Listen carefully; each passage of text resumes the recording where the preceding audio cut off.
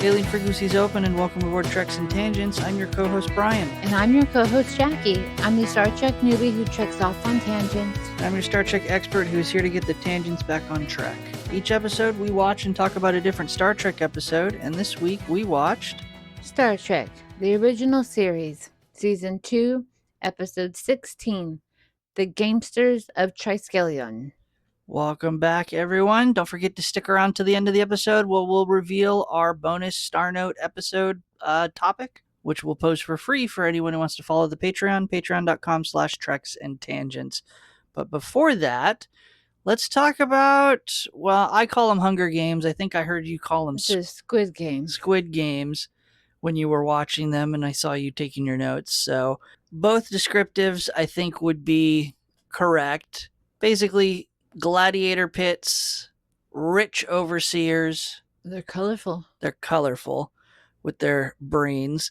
But before we jump too far into describing and talking about this episode, let's revisit last week's Turbolift tease.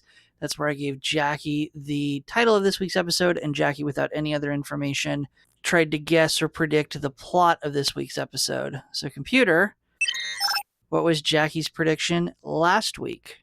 Jaci's prediction last week was, well, obviously we are going to have, game players, and their world is with a try, and try is usually 3, so maybe there are 3 planets connected together. And then we have to jump from each planet to be able to help them because maybe they gambled too hard. So, Jaci, how accurate do you think your prediction was? My goodness, I was a failure. So, nothing about arenas, nothing about gladiators, nothing about fighting to the death. Gamesters, sure. No, I have to change my plot guess. Yeah. So, but initial impressions, let's just start talking about it. What did you think overall of this episode? Cheesy. Cheesy's a good way to describe it. Especially with the over dramatics of what are you doing? Yeah, it's kind of trying, I think, to capture the overall idea of arena, where it's fight to the death. We get some good fight scenes. They got to show off some different aliens and costumes and so forth. But then they tried to overlay this idea of the protectors and their unwilling participants in a gladiator arena. And they tried to, it's not very good. Especially since, it follows the Tribbles. Yeah. We go from Trouble with Tribbles, Jaci's probably favorite episode that she'll see for the original series, and a huge contender for one of the top 10 episodes for me, to this. Yeah. Yeah. My biggest dislike was the overacting. Yes, you can, yes, I can see Kirk reach through the fence and be like, oh my gosh. But they focused on him for 2 seconds, all up in his face, and then went on to another area. And then they did it a lot. Then he's with his mentor and he's looking at the sky and then zoom in. It was really weird videography. Yeah. And and you're right. The acting, let's just call it what it is. The acting by Shana. Shana. Yeah, she got 2 H's in there. 2 H's and 2 A's. Yeah. It's not great. I know what they're trying to portray. They're trying to portray someone who... She was born there. She has no other experience, so her social skills and her speech pattern and everything, but it doesn't translate well across the screen to something that's entertaining to watch. And the rest of the cast of characters just kind of fall into the background. They're not... Right, I wanted to know more about Tamoon. Yeah, Tamoon and Galt and all these others, they just they're so two-dimensional. They're cardboard cutouts.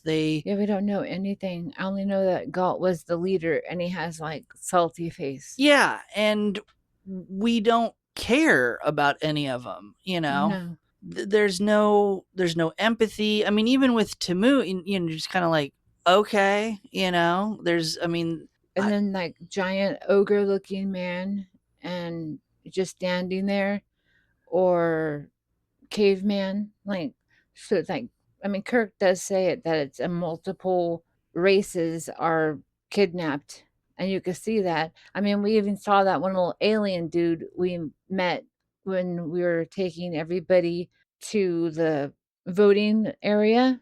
So Spock's dad. Spock's Vulcan, and you're talking about the blue skin Andorian. Yeah. Yeah.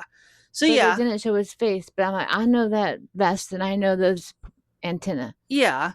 And so, I mean, yes, it is supposed to be we're taking individuals from all across the galaxy and they're pulling them together to fight to the death. But I think the whole episode just kind of lacks a theme or a tone because it jumps around so much. It jumps around from suspenseful and drama, and then we throw in romance, but then they call it action and the fight scenes, but it's not good, so it almost comes across as comical.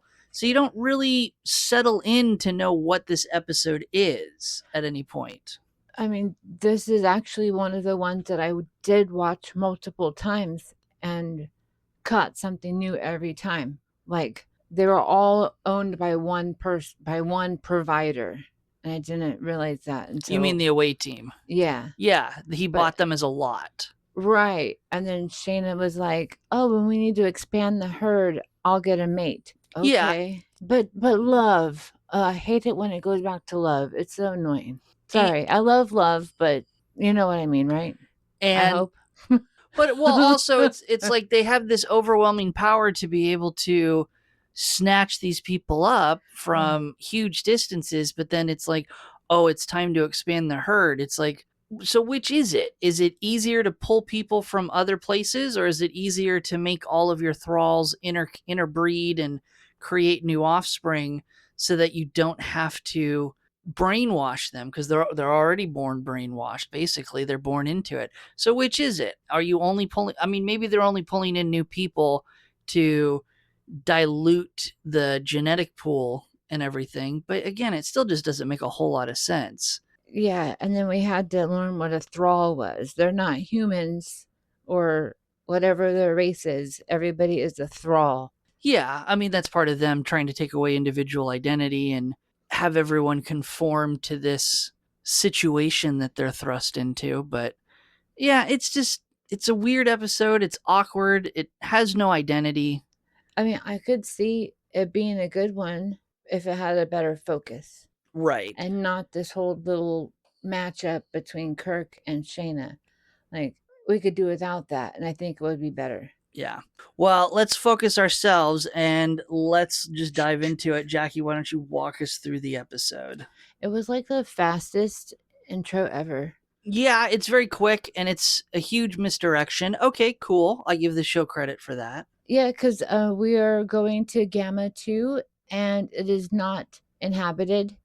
We are just checking on the facility that happens to be there. Right. I read online people pointing out that it's not only uninhabited, it's unable to be inhabited. Like there's no atmosphere. And why do we have a facility? Oh, because we're just like checking off we own this planet. Well, it's a communication and navigation station, so it's not so much that the planet has to be inhabitable. They've just got automated stations on the surface, and they're going down to check on them. Then that makes sense that the navigator and communications officer are going. I had no idea why these people were all going. Yeah. Oh my gosh, okay, that makes a lot more sense. But people were pointing out if the planet can't support life and they get on the transporter pad and with no gear whatsoever. I mean, not even repair tools of any kind, and certainly no protective gear or space gear. They must be able to hold their breath. Well, they must be beaming down into a facility that is maintaining life support. And that just depending on how often people stop there, if they're only stopping there to check on the facilities and the rest of the purpose of this station is to just send data out, right? It seems like a lot of wasted energy to maintain life support in facilities so people can beam down rather than forcing people to beam down in protective equipment and fire and turn on. a life support system. So, Which that would make a lot more sense. but it doesn't matter either way because we never see these facilities at the surface of Gamma 2. Nothing, because they step onto the transporter pad and they're all ready, and Scotty is like just about to push the button, and then boing, they disappear. Yep. Those sound effects are hilarious. Yeah, they disappear between two frames, so it is literally a blink and they're gone moment. Yes, and Scotty's like, oh my gosh. And he like checks all of his equipment because he doesn't want to, tell Spock, who's in charge, that he didn't double check his equipment, because Spock, he's going to be like, did you check? And so Scotty does check, and of course Spock still tells him. But I found it odd that even Spock didn't have a sense of urgency about this situation. Urgency would be an emotion. But like, he didn't, like, even if he didn't have emotion, wouldn't you want to check on where your captain and friends went? Yeah, and this is going to be a subplot that is echoed throughout whenever we need a break from the main plot point. We're going to cut back to the Enterprise, and we're going to skip over a lot of those scenes because all it is everyone arguing with Spock. Right, like, we shouldn't be out here and we're only following ions. Yeah. But everyone, I think by Spock not having this urgent reaction in the beginning where, I mean, A, he's a Vulcan, B, we're still only in the teaser to the episode, and so they're not going to reveal too much. But I think also partially it's to set up this idea that everyone is going to go against and push back against Spock because they don't like his course of action. I could see that. Okay, and then finally, the rest of the teaser, they land on this like triangular pad, and humanoids of different races are walking towards them with weapons. Yeah, catch poles and so forth. Also important to point out, of course, that they try, I only bring it up because of the ending, they try to reach out to the Enterprise using their communicators. The communicators either don't work or more likely they're out of range of the Enterprise. And then there's also this idea of when they're being approached by these other life forms, they pull out their phasers and the phasers don't work, right? Right. Only on stun. Also of note, when they don't work, I think Kirk throws a phaser at one of them because that is like a weird minor plot point in a little bit. But yeah, they get approached by these four life forms, and I nicknamed them Elvis, Caveman, Female Oompa Loompa, and the Simpsons Reject. Oh my goodness. Well, I have all their names, so I'll help. Elvis. Oh, I have to go down my list, but that's Lars. Okay, and then there's Caveman. Klug. Then there's Female Oompa Loompa. Tamoon. No, that's other one. Oh, Shayna. Shayna. Female Oompa Loompa because she's got the orange skin and the green hair. Oh, I see what you mean. And then the failed Simpsons Reject character is Tamoon. Tamoon, because she's yellow. Because she's yellow. Okay, I see what you did. Yeah. I did notice that I did note that Shayna had like pinkish skin. Like the colors are different. He says like it's blue and yellow. No, green and yellow on the pad, and it's like a teal. It's blue and yellow, yeah.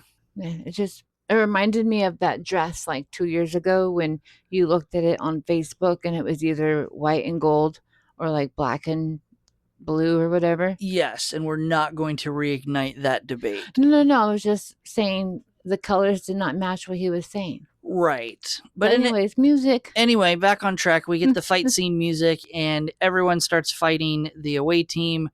We get the comical background shots of Chekhov like throwing punches at the caveman and not doing anything.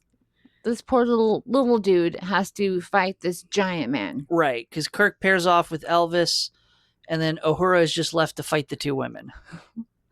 Good thing she's spirited. Yes. And so everything is also triangles. Like, just so y'all know, Triskelion. So I think we're mispronouncing that. I think it's Triskelion. I think there's the emphasis on the on at the end, but who cares? It's our tradition to mispronounce anything. Yeah. So next, while they're fighting, this figure appears, and his name is Galt, and he's like a vampire wannabe. Yeah. He has, his face looks like he went to the beach and has sea salt all over it. Yeah, it looks like, and I noticed that too, and I was really, because there's not much else to focus on in the episode, so I was kind of letting my mind wander. It looks like someone put non-waterproof white grease paint all over his face and then sprayed him with a spray bottle because it's so blotchy all over. Yes. Or they used like a very porous sponge to just kind of model over it. And I don't know if that was intentional or not. Oh. I want to think that the explanation I eventually thought of was thinking back to, this is 1968 at this point, January 1968, and thinking of the televisions and the technology at the time. It's obviously not 1080 or 4K like we watch it in now. So we're watching it on these tiny televisions, and so we don't get the full detail. And so they're doing things that cater to the technology at the time. So they must have done this because they wanted to give him a pale appearance, but they didn't want to make him look like Svengoolie or someone who's just completely whitewashed grease paint like a clown. You know what I mean? I can see that. That's the only explanation I can think of. I can't imagine that they fully applied the makeup and then it ended up running and no one just corrected it scene by scene, day by day. Right, because Tamoon and Shayna have beautifully colored skin. Right. All that's showing. Right. So I think it was intentional. And who knows what he's wearing underneath, but he has a giant collar, like a hood, but just standing up, or like construction paper when we were little. Very much. And it's super glittery. Yeah, he very much looks. He looks like a stereotypical vampire with the cape and the giant collar and so forth. And his eyes turn white when he's giving them their punishment, like to attack their collars. They blast that special effect over his eyes, but if you look closely, his eyes are closed. The actor's eyes are closed whenever they do that effect. That would make sense. Yeah. Well, I think it just because all they're doing is overlaying it. So it'd be kind of weird if you saw his eyes open, when the thing is. But in any case, well, anyways, he back on arrives, track, and he is talking about he is the master thrall of the planet, and so he's in charge, and he already knows who everyone is. So they were on this pad outside, and now we are inside this cave like area, and their hands are like handcuffed up against the wall, where Galt is telling them, basically, you're going to live here for the rest of your life. Congratulations. And we are basically while we are on this land, there are providers who give us everything. So whatever they want, we do. And you'll learn this. So these are your teachers, your mentors. Right. And in case we didn't mention it, they're all wearing collars at this point. All of the regulars who have been on the planet for a while have collars with colored triangles, gems on them, one on either side. Galt has the same, but his jewelry is all the colors, all three colors. The colors designate which provider owns them. Correct. And the away team just have white because they will eventually be bid on and chosen by one of the providers. Which is so weird. Yes, the whole episode. Weird. whole concept of the providers are weird. We'll get to them when we get to them. Also, I found it weird that they were able to either subdue or overpower the away team to get them shackled to the wall, because that's the only thing that the only purpose is to get the collars put on them. Yeah. So you can overpower them and get them shackled to the wall, but you can't overpower them just to put the collars on them. It's weird. The fact that we have to do this in a separate scene with them shackled to the wall is weird to me. Yes, because then they were magically unshackled and put in a cage. They looked like a horse stable. Pretty much. So, meanwhile, jumping back to the Enterprise, Scotty has looked over the transporter from end to end. There is no malfunction. We've scanned the planet. There's zero life. This is Gamma 2, the planet, not Triskelion. Yes. And of course, McCoy and Spock have this continued back and forth where McCoy doesn't like Spock's lack of emotion and urgency to the response because Spock is approaching it logically. Anyway, we needed a break from the planet to give the away team and everyone time to transition from the wall shackle room to the cells.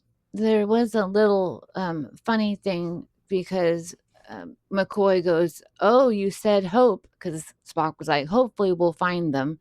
And isn't hope a human emotion? And then, of course, Spock is like, "Well, I'm around you humans all the time. I can be contaminated," or something like that. It's like, okay, here we go. Yeah. It's those are fun moments when Spock makes those little comments about being around humans. It's, I think, probably the best part of the series Enterprise between Captain Archer and his Vulcan science officer T'Pol, and how T'Pol interacts and is around the human crew of the Enterprise. So I like those moments when Spock has those little melding moments with his crew and he makes those comments. There's a series called Enterprise. There is, and it predates on the timeline the original series. Oh, jeez. So it is the very first Enterprise. They are warp 5 capable, because I think this is closer to 7. 8 is the maximum for the original series. Yeah, it predates the Federation. It predates a lot of stuff. Oh, that's really cool. And I like it because it does so. It's very good about keeping in mind the mythology, and it doesn't break the lore, the timeline, the canon of Star Trek, even though it takes place earlier. It's the first time that they do a series earlier instead of going forward with the timeline. Oh. It's fun. I'm currently rewatching it in my spare time because I don't get enough Star Trek preparing for the podcast. That might be fun to watch too, to just learn the. I'll look it up. So we're back on the planet, and Kirk, of course, is like, "We're not going to go in our stables." And he punches the big dude, and they all try to escape. And this is when we learn about Galt and his eyes, and they begin to gag them, the colors of obedience. Yes, like it inflicts pain. I think everywhere I've read it says that it chokes them psychically, like Darth Vader. Oh, well, that makes sense too. And then we pop back to the Enterprise, and Spock can't find any signs of life in the Gamma 2 solar system, so he's going to continue going on whatever he thinks. Right. And again, they're pointing out again, everyone starts to turn on Spock. Everyone is insistent that they're down on Gamma 2, the planet that they were orbiting when they disappeared. And Spock continues to push this idea of all the evidence says they're not, so we have to consider other possibilities. Again, does not really add to the plot of the episode. And Spock goes to McCoy, "If you have any suggestions, even emotionally, I'll let you know. I'm waiting for your suggestion." And then, of course, "The one time you ask for my help, it's during this situation." Right. And then that little, I love the music. Sorry. Yeah. The musical cue to make it kind of goofy from the oboe. Yeah, it's a fun musical cue. It's out of place in the episode because, again, it's the first time that they use it in the episode. I'm pretty sure it's the only time they use it in the episode. So it just confuses and muddles what the overall theme is supposed to be for the episode. And then we pop back to the planet, and Chekhov is hoping that the Enterprise is looking for them. And, he's just hoping. And then we see Elvis, as you call him, Lars, walk into Uhura's stall, introducing himself that he will be her drill thrall. And then, of course, we hear scuffling because he's holding a platter, like like a cafe platter, from the cafeteria, and what probably is like water, and we hear all that toss around, and oh no, what are you doing to Uhura? And then this is when what I was saying earlier, when Kirk is like reaching through his bars, what are you doing to her? Right. And Well, it's like, okay. yeah. And so specifically, Lars shows up, goes into Uhura's cell with the food, and says that he's the drill thrall. So the thrall assigned to train her to become a thrall. But he also says that he's been selected for her, or she for him. I forget how he words it. But basically, I've been given permission to mate with you for the purpose of producing babies, more stock, more thralls, and so forth. No one else is selected as mates for anyone else. Okay, I see how you would have.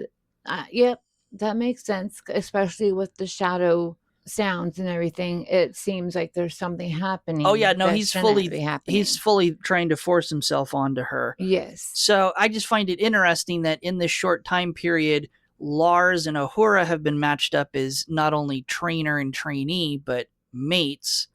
I think Tamoon believes that she's chosen for. Tamoon is hoping Ah. that her and Chekhov will be assigned. She sees it as, she definitely recognizes that, yeah, it's totally a possibility that a drill thrall and their trainee can be selected, because she sees the obvious.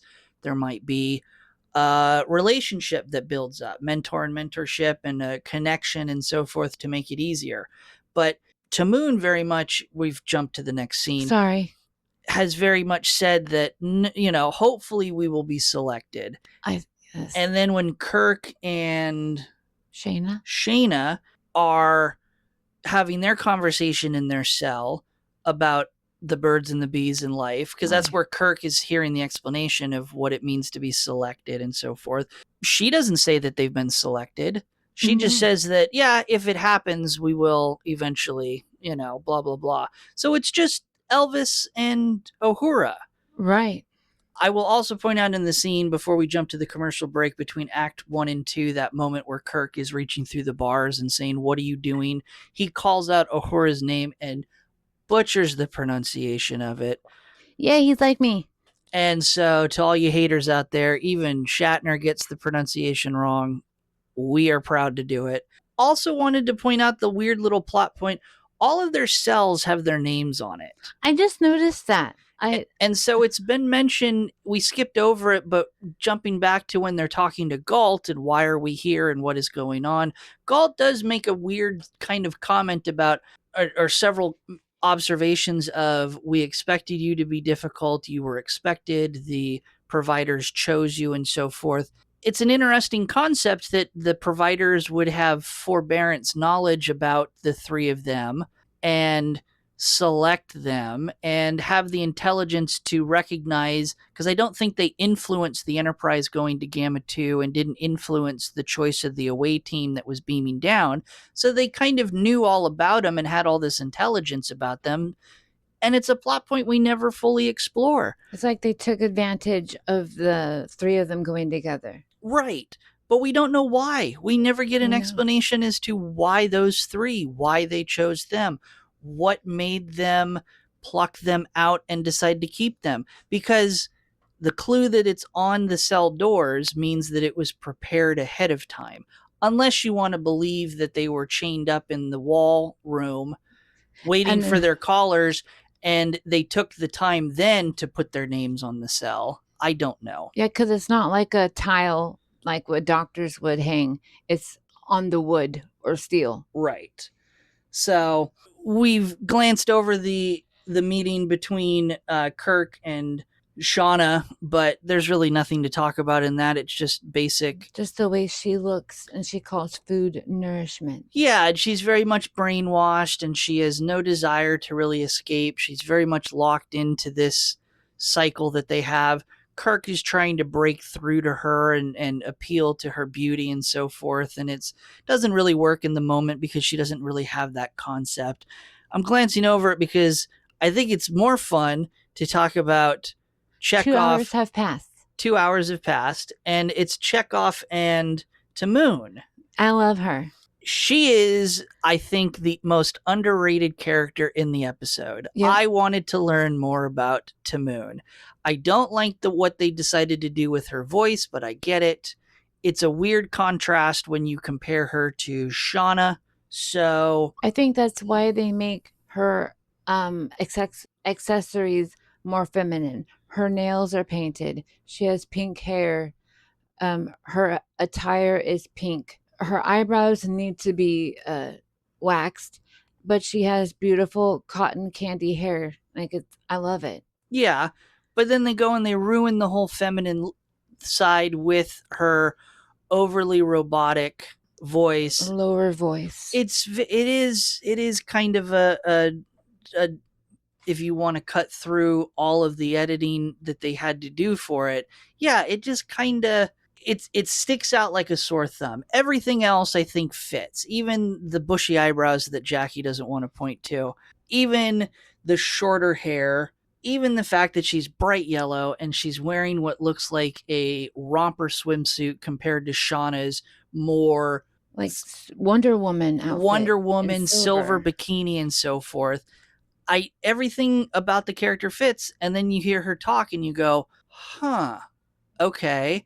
And we don't develop the character any further. I think we could have left everything the way it was and kept the voice if we had just given her a little bit more screen time and a little bit more of a chance to develop. Yeah, So, even Chekhov doesn't know. Like, he's like, Miss? yeah. And I think that would have been fun. But it's also 1968, so there's a lot of themes that we don't explore. Oh, that's true. In 68. But, and like we talked about earlier, they very much are painting her, I think, in a different perspective than Shauna, because she not only has drank the Kool-Aid, the Thrall Kool-Aid, and is resigned to her lot on this planet, but Shauna has no desire to do anything except obey orders. What I like about Tamoon and why I find her so fascinating is because she has desires. She wants to please the providers. She wants to earn the reward of being selected and potentially, how you read into it, to have Chekhov be her selected mate and so forth. Shauna has none of those desires in that first interaction with Kirk. She is just very much, I'm assigned to you, here's your food, I'm going to train you because that's what I'm programmed to do as a person. And Shauna also has the more womanly body, and Tamoon, she is not like obese or anything, but she's lacking those curves that Shauna has. Which is why she's not paired up with Kirk. Yeah. Anyway, Tamoon. Poor Tamoon, we love you. Tamoon, severely underrated as a character. And also, I'll point out, does not appear anywhere else. Her race is never explained. We don't get a comic book exploring Tamoon. This is it. Sad. She's just like a background character. And she sits on the bench. Yeah. So I wish Tamoon had more screen time. Hashtag justice for Tamoon. I could be here for Halloween. I like cotton candy hair. There you go. Whoop, whoop. So then we pop back to the Enterprise. We get another contentious scene where they've discovered this ionization trail. It's leading to another solar system that's 12 light years away. Spock is convinced that they might be in that direction. Everyone else is convinced that Spock is crazy because there's no way that they would be transported across that vast of a distance. But in any case, Spock says he's in command of the ship and they're going to that system. And then back on the planet, our thralls are in the arena learning how to fight because they have their practice harnesses on. And Gull appears with another thrall that is supposed to be learning, and he did not follow his instructions fast enough. So his punishment is going to be the practice target for the day. Right, which doesn't really get explained, but you have to kind of assume that they're just going to be practicing using the weapons and so forth on him, and he's not going to be able to defend himself. That's the overall concept that I gathered from the scene. And Uhura is supposed to do this, and she refuses. Then Kirk, of course, pops up and he's like, none of them will do it. I am responsible for my crew. And then this is when their collars tighten because they're undergoing correction for also not following the directions. Right. Clarification. They tell Uhura that she has to use him as the practice target. She refuses, and then Galt says he's going to have Uhura be the practice target. And then Kirk says, no, they're my people. I'm responsible for them. That's how Kirk ends up being the practice target. So Kirk has his arms bound behind him, and Klug, our giant caveman, I feel sorry for this actor. It's like the ugliest makeup ever. Yeah. Like, all he needs to do is just drool. Yeah, it's very reminiscent if you go look at what the makeup was for the inhabitants of the planet for the episode Galileo 7 that we never get to see on scene because it was quote unquote too terrifying and disturbing for television. And then they got this guy on the screen. So, Yeah, it's just, yeah. And so his weapons are a whip and a net that's like a triangle with balls attached at the end, at each corner. he is Klug, not Kirk. Right, Klug is given these weapons, and Kirk is weaponless because he has to go through this punishment. And of course, he's whipped, he's hit with the triangle net, so many wounds. But then, oh, thank you, Galt. Thanks for that rest interval. So, yeah, it's funny because you watch and there's like this whole scene. I mean, they pull in a stunt double. This is also where we jump to Act 3 from the commercials. But I mean, we have Kirk with a giant rip on the back of his uniform and a whip welt, and he's got all these markings on the front of his shirt and everything. And he's just dancing around to dodge this whip, but it's like they put him through, and by him I mean the stunt double, they make him jump around so much, but every single time that whip connects, yeah. it's so ineffective how he's dancing around. So while he's resting, Shayna has him drink something that will give him strength. We have no idea what he's drinking. And she also says, attack him from the left. His left eye is bad. She's all like, go team, go. Yeah. And so that drink must have been gold because Kirk was able to break through his binds and he was able to take Klug to the ground by using that very cordage. And of course, all of a sudden, these voices from above say, hold, stop fighting. And then 3 other voices just start bidding 2,000 quatlus. That must be their currency. Yeah. And it's just like Squid Games. I'll put this much money on this person. It's, Yeah, and it's a bidding war for the 3 Enterprise crew members, Kirk, Uhura, and Chekhov. Let's talk briefly about the fact that they're bidding these quatludes on the auction, and then they later place side bets about whether they'll actually be able to be trained and used effectively as thralls. But at this point, we don't really know what the currency is. We don't know who the providers are. We don't know what society they have. So it's setting up the impression that this is just the currency that they use. and if they do not follow the rules, they will be punished by death. Because now that they've been bought and they belong to a provider, they're expected to be in the same category as everyone else. There is no more leeway. They have to follow the rules they're expected to. And their provider is red, just like Shayna's collar. Right. So they're, yay, friends. A little weird that they would, I don't know. I found it weird that they were just kind of bidding on them as a lot. I would imagine that you would spread the wealth. I don't know. We're talking about the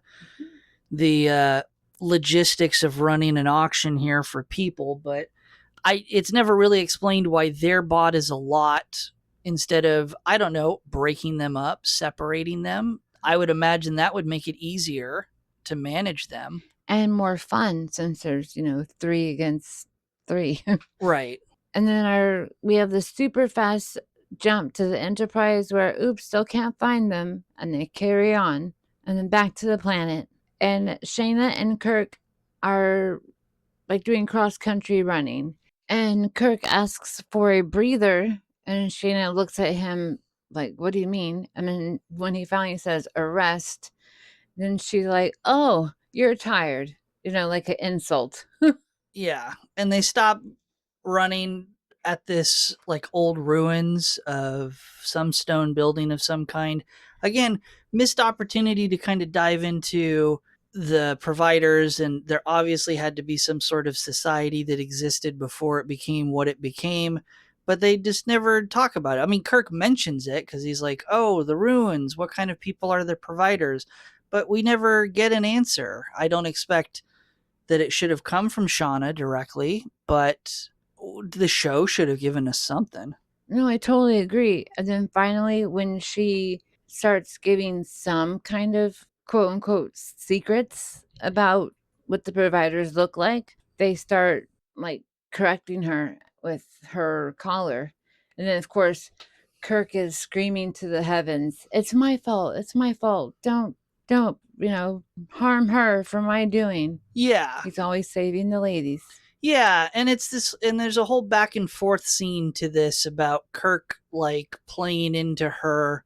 I don't even know what he's playing into, but he's trying to flirt with her. He's trying to like get information out of her, but it's like, what are you playing into, Kirk? Are you playing into that you perceive that she's attracted to you? Do you recognize that she doesn't understand what romance is and what you're trying to do, and you're taking advantage of that? Like, it's really awkward. Oh, he totally does. Because, like, when he kisses her, she says, oh, is this helping? And he's all, sure. And she asks for help once more. And they kiss some more. Yeah, it's very much like, oh, I don't know. It's very much like Tim Burton's Edward Scissorhands, because it's like, what's the female protagonist's name in that? She's very much falling in love with Edward, but Edward is literally a creation and doesn't understand what love or sex or romance is, and very much is taking advantage of him. And that's kind of what Kirk's doing in this scene and throughout this episode, is taking advantage of the fact that he knows that she's capable of experiencing these emotions, but she doesn't know what they are. So, irregardless, their little makeout session is interrupted by Galt. Yeah, and he's like, you amuse the providers, so no punishment. Now get back to your stall. Pretty much like, okay, the providers enjoy this little break in what they normally experience, but they have no interest in deviating from their regular operations. Then we pop over to the Enterprise, and Spock wants to go up to Warp 6. And he is explaining his plan that the transporter didn't have a dysfunction, but there was a disruption with a focus light from the trinary system. And that's where he's headed. Triangle. But McCoy still wants to go back to Gamma 2. Right. And none of this scene makes sense, because ultimately they're placated by Spock, because Spock is like, look, either do what I tell you, I'm in charge, unless y'all feel like doing a mutiny. Yeah, he does it like quietly. Well, because he doesn't want to alarm anyone else, and he doesn't want to. That's a serious thing on a starship. Yes. And that's how they back down. They're like, oh, no, we don't want to do mutiny or anything. Well, let's just compromise. How about we go check out your plan, and if it doesn't work, we go back to Gamma 2. And Spock's like, duh, if we can't find him here, we're going to go back to where we lost him. And then it doesn't make sense, because like, can we get warp, because it's warp 7 they're trying to get Scotty to do, and he's like, can we do warp 7? And Scotty's like, I think I can pull that off. I'm like, why are you not pulling it off to begin with? Yeah, they go from like harsh, go where you want, to sure, anything you want, sir, we'll do it, no problem. Yeah. So, but anyway, we pop back down to the planet because we're still in the middle of Act 4. Act 4 drags out and has pacing issues, much like Galt's cadence and his speaking patterns. And they're in the quarter area where the stalls are, and he kisses her again, Kirk and Shayna, and then he punches her and knocks her out. Yep. because that's how you solve problems. And then, oh, so sorry. And he takes her little key card, I guess, and runs over to Chekhov and Ahura to let them out because they've also done something to knock their thrall out. Yeah, I don't know what Ahura did to Lars. I don't remember. Maybe Lars wasn't there, but Chekhov is tied up Tamoon Yes. and does make the funny comment of, this is going to interfere with our romance. And I'm like, and she's just sitting there. She looks so defeated. I'm like, oh, I think she really was hoping that her and Chekhov would be selected. Yeah, and she even like wants to learn how to say his name right. It's Yeah. so adorable. Yeah. So they all run out of their quarters, but end up at the pad again. Right, because their whole plan hinges on Kirk saying, I threw my phaser at Caveman way back when we first were attacked by them, and it ended up getting tossed away somewhere. And so I expect to go find the phaser, and we'll use that phaser to escape. It's like the phaser didn't work. It's ridiculous to think that they wouldn't retrieve the phaser from wherever you tossed it. So what are you really planning on doing, Kirk? But Galt finds them, and then he uses the collars to subdue them, which is also incredibly weird because they've been told multiple times, if you disobey again, we'll just kill you. But they don't. It makes no sense.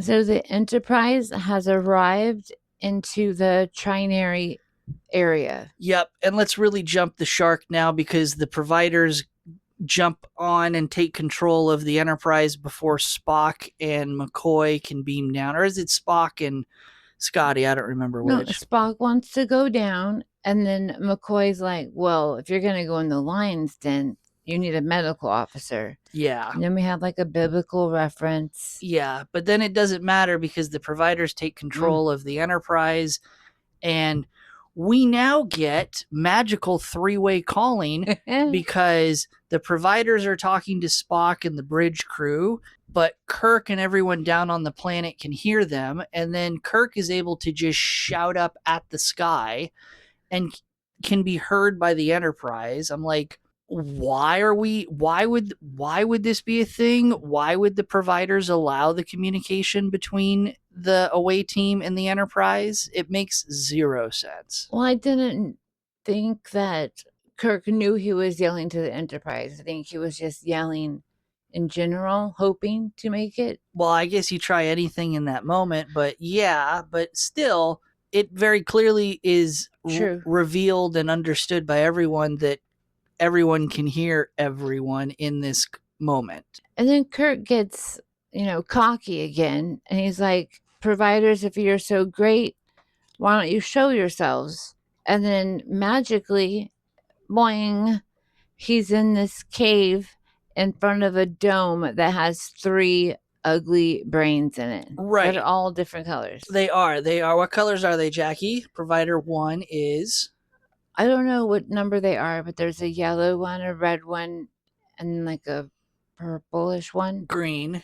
So the red is green. Provider 1 because that's who bought everyone.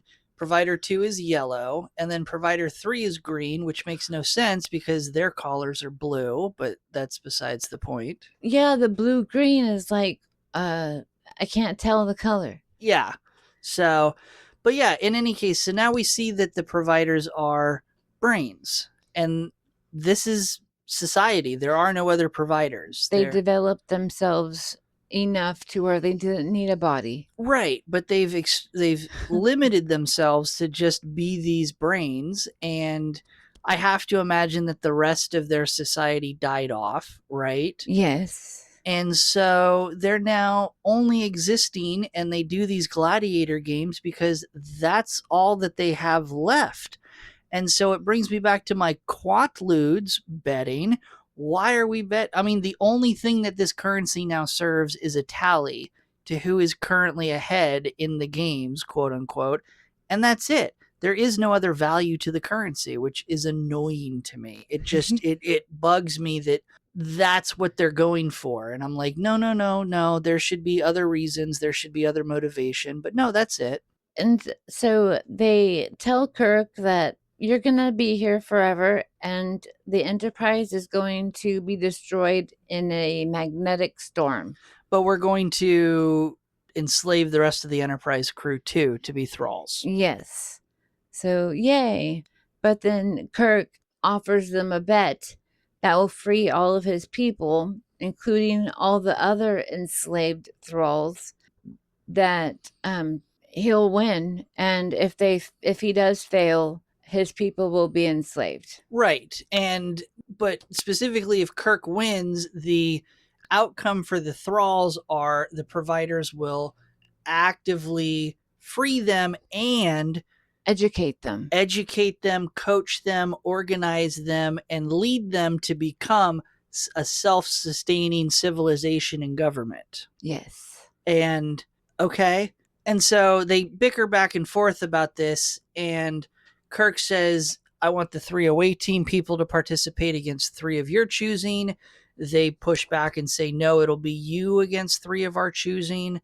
And they're like, at the end, it all goes back and forth, and they say, you don't really have a choice because you obviously will not conform.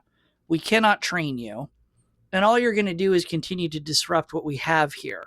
So either accept the bet and have a chance, or we kill you and we kill your crew and we kill the Enterprise and so forth. So for the fight, we're back on that pad. So Kirk has to stay on all of the yellow parts, which are like the inner areas, and then each individual thrall is on like each corner. Right.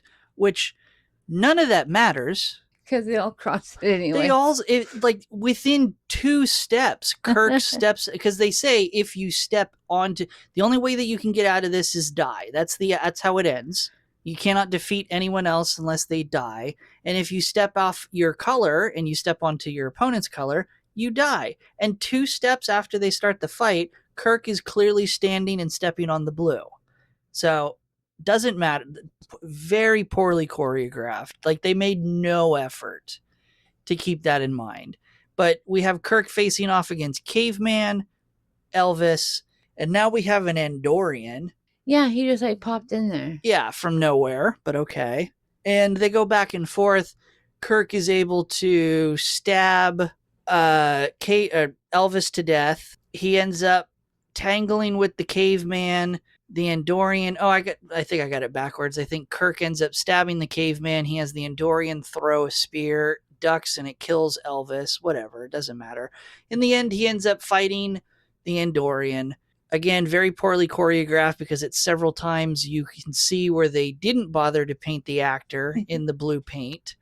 But he ends up defeating the Andorian. And then further to prove that the rules don't matter, Shayna gets told to go in and fight Kirk. Right, because everyone else is gone. And, if he has to fight her, he won't harm her. Yeah, so we're already, and I'll propose this. The providers don't seem like people that would necessarily break the rules. I think they seem to be people that would follow the rules under all circumstances because otherwise their games become meaningless. They have the power to do whatever they want. They have the power to intervene in the arena games, and that's not what they're interested in. I think it shows an act of desperation to break the rules and to throw another combatant in there against Kirk. But they do. So he holds the knife against her throat, ready to slice it open, and she yells that they surrender. Right. And again, breaking the rules, allowing the contest to end without one of the 2 of them dying. And then finally, the providers follow the rules, say that they're free, tell everyone to rip off their collars. I'm assuming Galt gets freed too at this point. I think we never see him rip the collar. We never see his arms, I'll be honest with you. They're in the cape. Yeah, but everyone gets freed, and we get one more little romantic moment between Kirk and Shauna, because Kirk's like, I gotta go. Maybe we'll see each other again. You can't follow me. I can't take you with you, blah, blah, blah. And the away team beams up. And then that's it. But it ends with Shayna, speaking to the stars that she'll learn and she'll see him soon. Yeah, the exact quote is, goodbye, Jim Kirk. I will learn and watch the lights in the sky and remember. And then a hard cut, because it's like an overhead shot. It's her, it's Tamoon, and it's Galt all gathered together on that fight arena pad, landing pad, as we've referred to it a couple times. Yeah. And they're looking down on them. And that's it. It's a hard cut to the Enterprise departing and roll credits. So, Jaci, what are going to be your final thoughts to season 2, episode 16, The Gamesters of Triskelion? I could have done without this episode. Yeah? I mean, it was interesting, but I feel that once they added the romance, it died for me. Yeah, again, there's no identity to the episode, I don't think. Is it supposed to be a episode about a romance between Kirk and Shauna? Is it supposed to be an action a mystery of where the away team was beamed to? Is it supposed to be super out there science fiction mystery with floating brains? Is it supposed to be arena and it's supposed to be just a lot of choreographed fights and so forth? We don't really know because it is trying to be all of those things and it accomplishes none of it, I think. And even the costuming, his quote unquote training harness is black, and then Chekhov and Uhura have silver ones that look like they're part of their uniforms. No, Chekhov has a black one too. Oh, I was watching too fast. It's just like, oh, I see it now. You're right. He's just so little. Yeah, he is very little, but I mean, yeah, Uhura's is silver. I mean, okay. I don't know. There's so much difference, even just by that scene that you have brought up. We have Shayna in her aluminum foil bikini. She has giant green hair. Kirk and Chekhov, and then our girl Tamoon, who, she even has pink shoes on.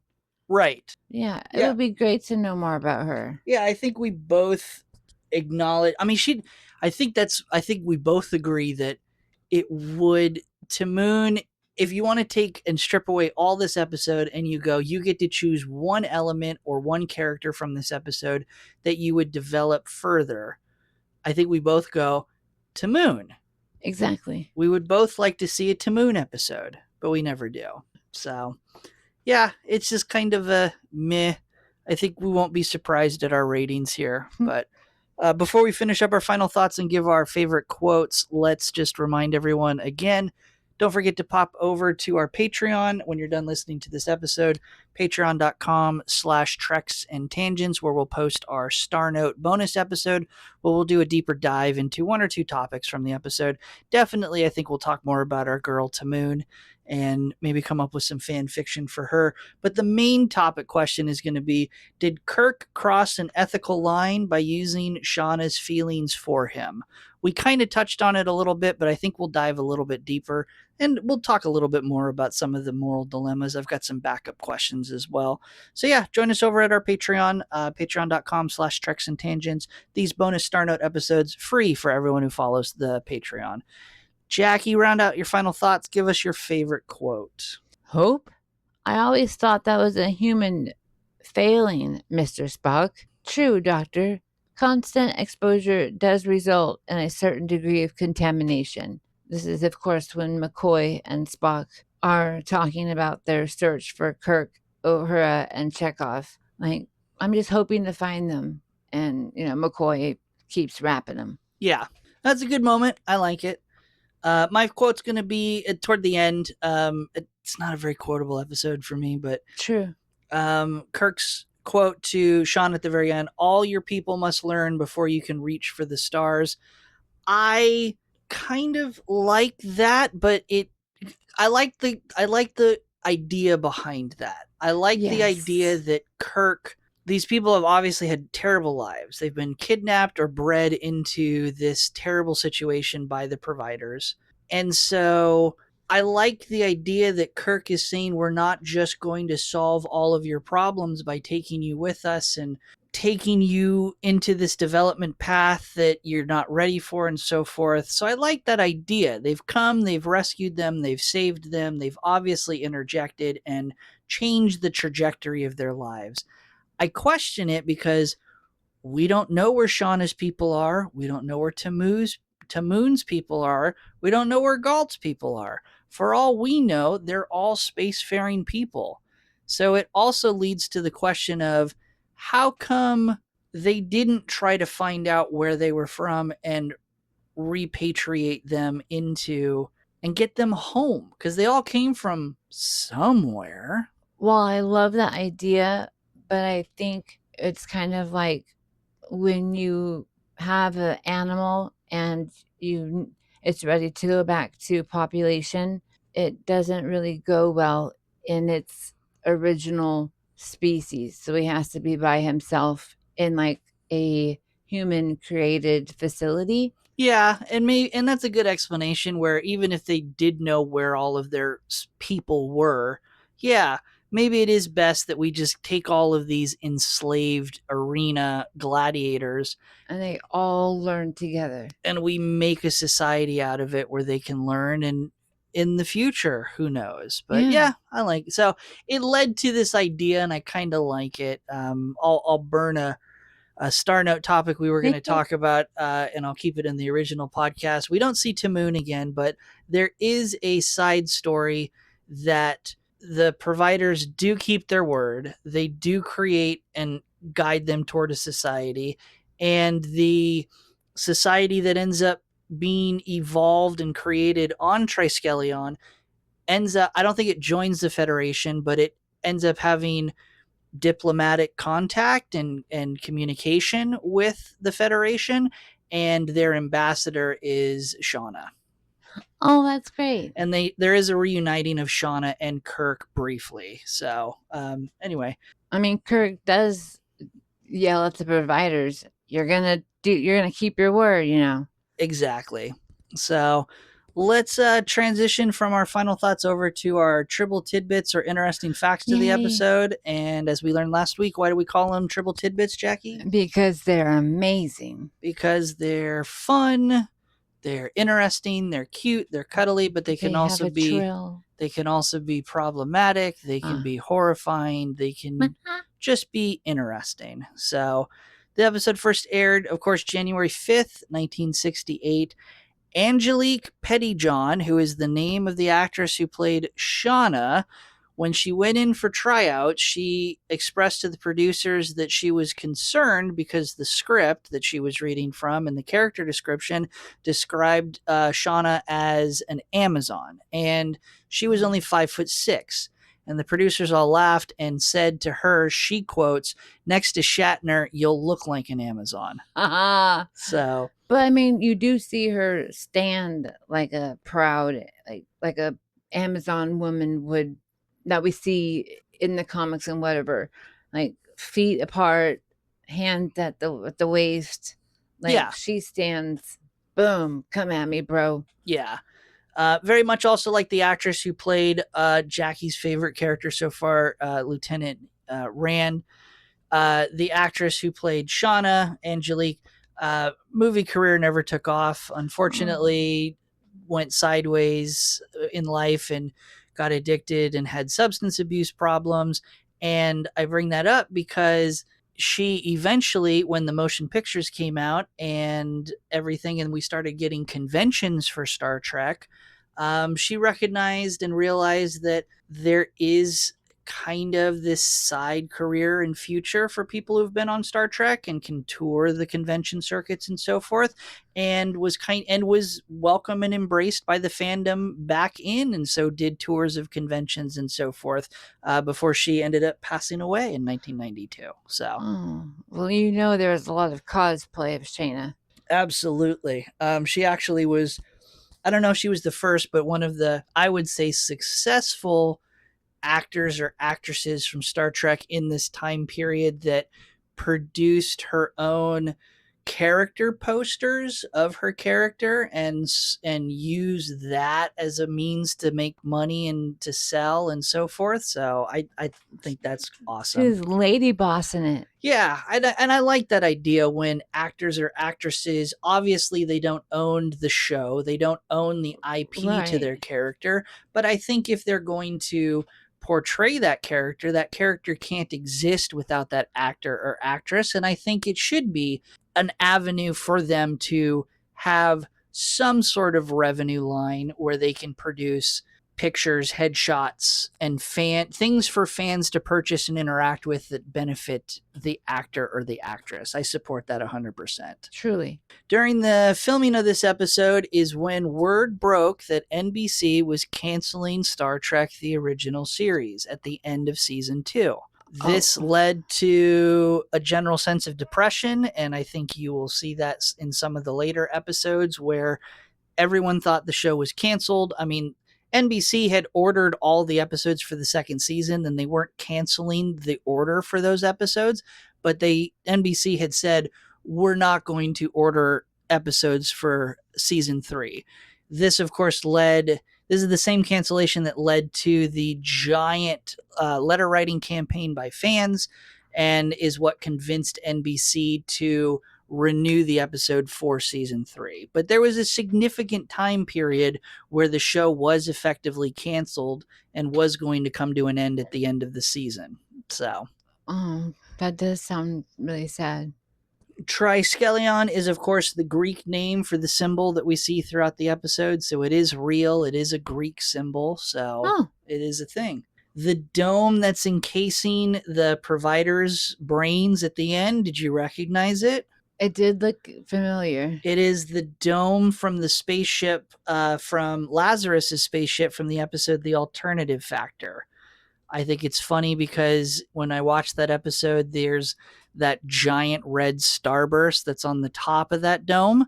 And then they kept it for this episode. And I'm like, it serves no purpose other than we now can effectively identify it between the two. So, I mean, it's not uncommon to reuse things and everything, as Jaci, I think, mentioned. They're reusing the knives from Mirror Mirror in the episode. Yeah, the daggers. Yeah, I don't know I forget if you mentioned that during the recording or if it was brought up as I think I just told you, like, look at that. Yeah.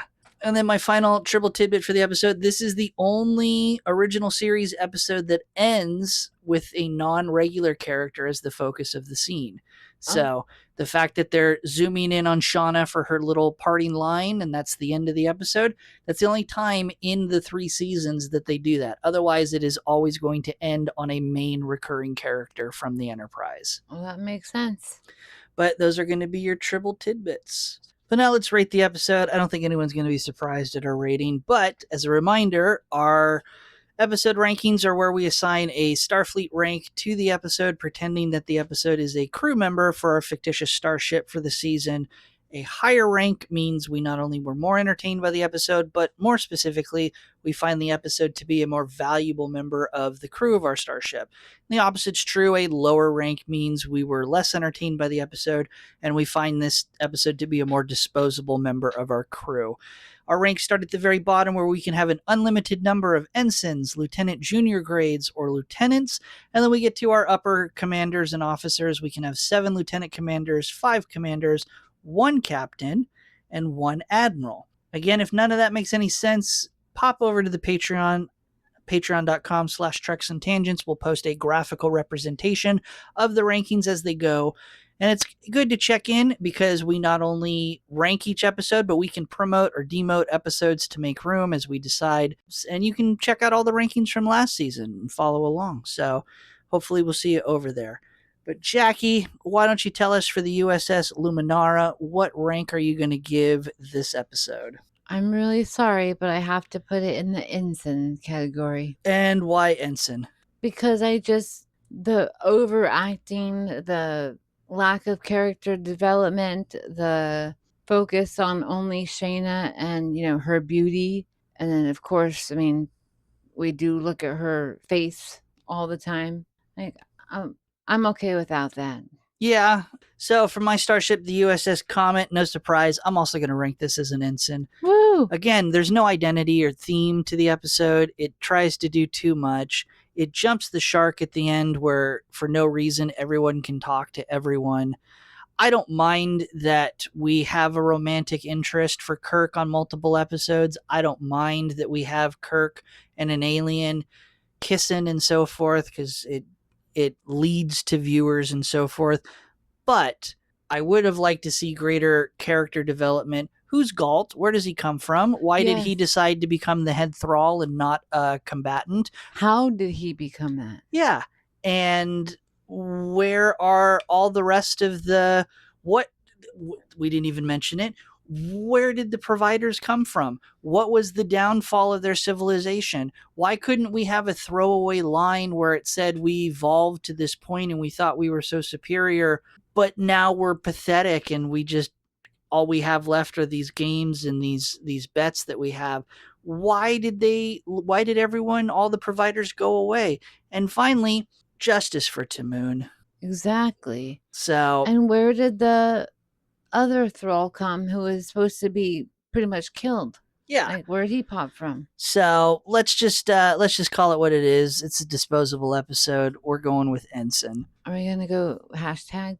Hashtag no, but I think for justice for Tamoon, I think when I do the episode thumbnail and I do the thumbnail for the ranking, I think it'll be Tamoon. Yeah. So, as a reference over on IMDb, as of this recording, Jaci, what do you think this episode ranks? A 6. A 6. It ranks an even 7.0.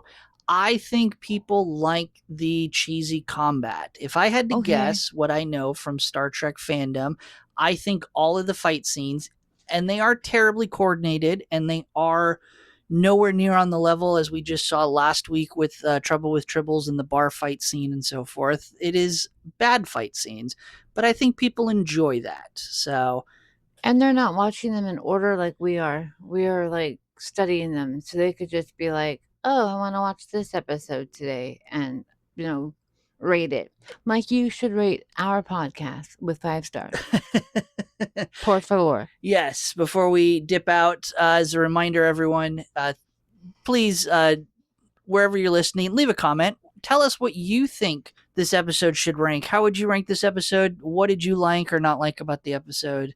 And yes, as Jaci says, wherever you're listening, leave a rating, share with someone, and come follow us over at the Patreon. Again, we try to make as much of that free for everyone. So next week, we'll be back, of course, as we always are. But before we go, let's give our turbo lift tease or elevator pitch to the episode.